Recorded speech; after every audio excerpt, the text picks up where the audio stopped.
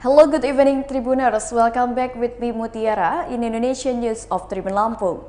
We will present you an updating and interesting information from every place in Indonesia. And here the complete news.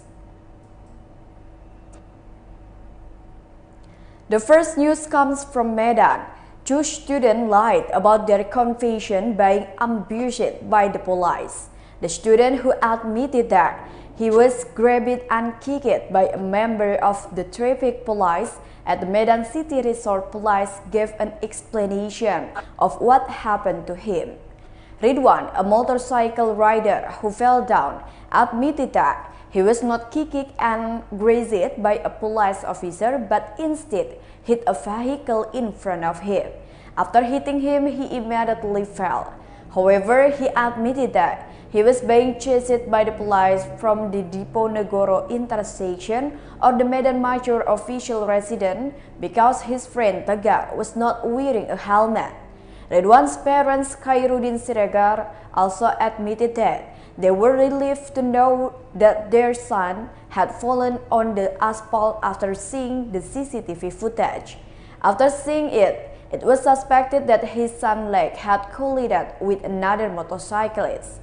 Meanwhile, the head of the Medan City Resort Police Traffic Unit, Police Grand Commissioner Adjutant Sony W. Siregar, has also clarified about his subordinates who allegedly squeezed the motorcyclist until he fell and was injured. After checking the CCTV footage, it was seen that the motorbike riders named Ridwan and Tegar fell, allegedly due to panic, because they were not wearing a helmet and showed the traffic unit officers.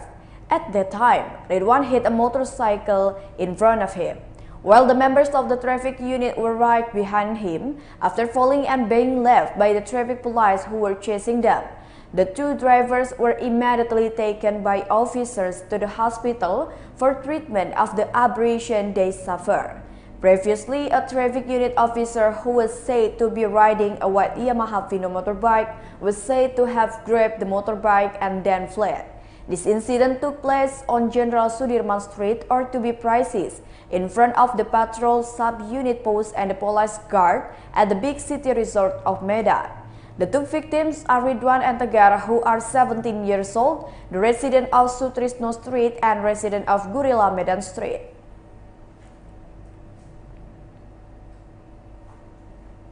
The next news is, suspected of having been poisoned, two ship workers were found out. Suspected of having gas poisoning in the hold or warehouse space of the ship, the workers on the China Express ship were found out on Tuesday, April 26, 2022. The incident of the deaths of the two workers on the China Express ship is estimated at around 10 minutes to 11 p.m. when the ship was passing through the Balikpapan water. The two workers on the China Express ship who had the ill-fated Andriansha were 32 years old and Fajar 23 years old.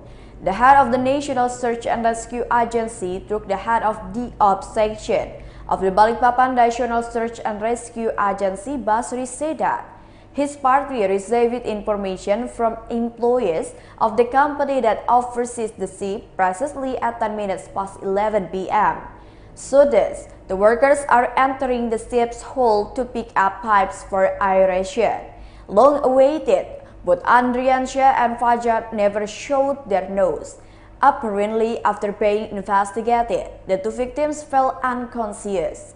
Based on the reporter's information, said Basri, the two workers were poisoned due to the high levels of toxic gas.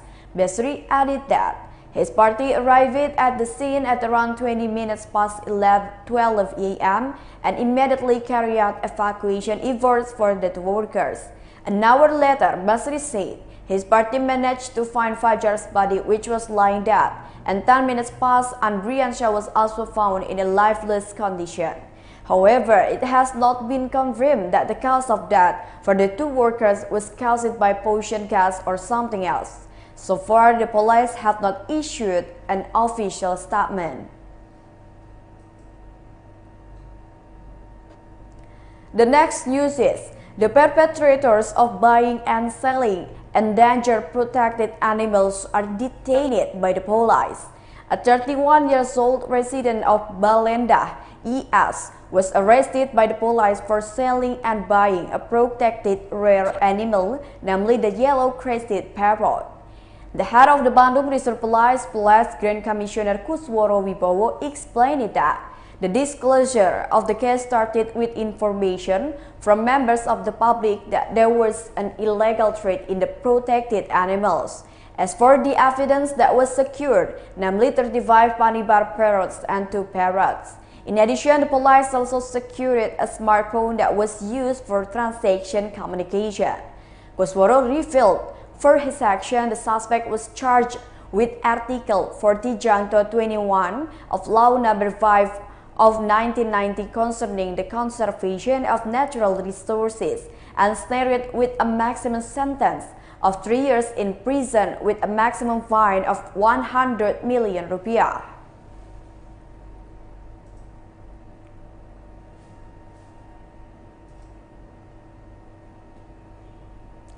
The next news is, a police officer's wife is involved in a fraudulent investment fraud case.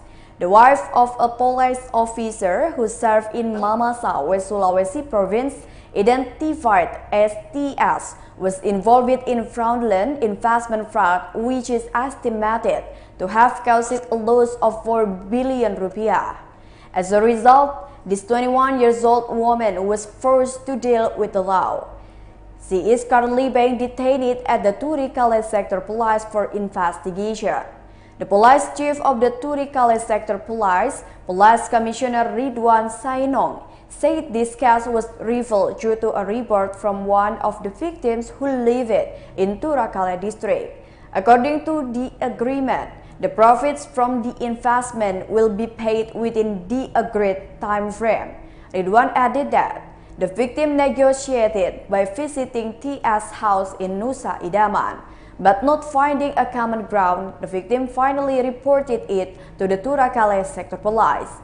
Based on the result of this investigation, it was found that the total number of victims of this fraudulent investment was around 179 people. Based on the result of the investigation, the victim of the TS came from Takalar, Maros, Makassar, Pindrang, and Parepare. He explained that, based on the suspect records, that was about 4 billion rupiah of money taken from his members. In carrying out the action, she said with the suspect modus operandi. She posted on his Instagram status regarding an investment of 1 million. It will return 250,000 in a week. To convince the victim, TS made a letter of agreement by attaching the police wife's ownership card. The next news is, hundreds of motorcycle gang members in the city of Sukabumi were arrested by the police. 100 more members of a motorcycle gang in Sukabumi City were arrested and taken to the Sukabumi City Resort Police headquarters on Tuesday, April 26, 2022, after causing a stir. The hundreds of people belonging to the 2 motorcycle gangs who were arrested on Nanggulung Street, Citamiang Subdistrict, Sukabumi City, was transported by 3 Dalmaskar trucks.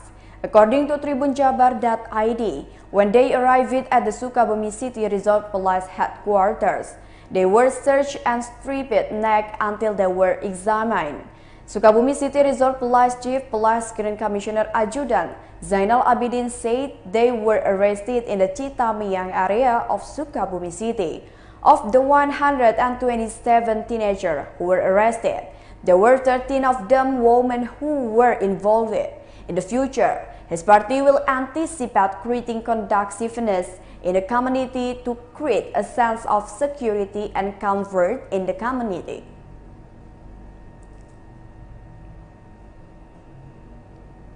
The next news is, the price of typical beef in the market is starting to increase. The price of typical beef in the market began to creep up For 1 kilogram of beef, the price was around 160,000 rupiah, which previously was only 140,000 rupiah. Head of the Department of Cooperatives, Micro, Small and Medium Enterprises and Trade in Pangkal Pinang City, Donald Tampu Bolon, reminded traders that they can stabilize prices, don't play with them. According to Donald, his party can no longer maintain price stability by carrying out market operation or low-cost markets due to budget constraints. He said the review of prices for basic necessities, including beef and chicken, would continue to be carried out ahead of this Eid. He admitted that for basic needs such as rice, oil, sugar, and others, it is certain that they will be fulfilled until after Eid later.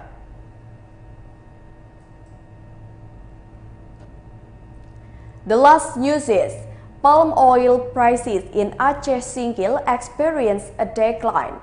The price of oil palm fresh fruit bunches or FFB in Aceh Singkil Regency experiences a fall on Tuesday, April 25, 2022. Prices at the farm level, previously in the range of 2,900 rupiah for 1 kilogram, have now dropped to 1,900 rupiah for 1 kilogram. According to information, the decline in palm oil prices was due to the accumulation of FFB in the factory. The decline in the price of palm oil in the range of 1,000 for 1 kilogram was also experienced by palm oil mill companies. The day before, the price of palm oil at the company was still above 3,000 rupiah for 1 kilogram.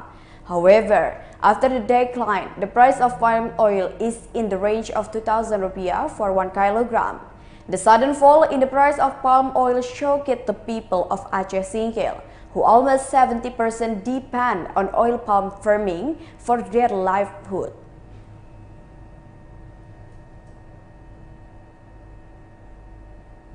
Well, I think that's all the news for today with me, Mutiara. Thank you for watching and have a nice day.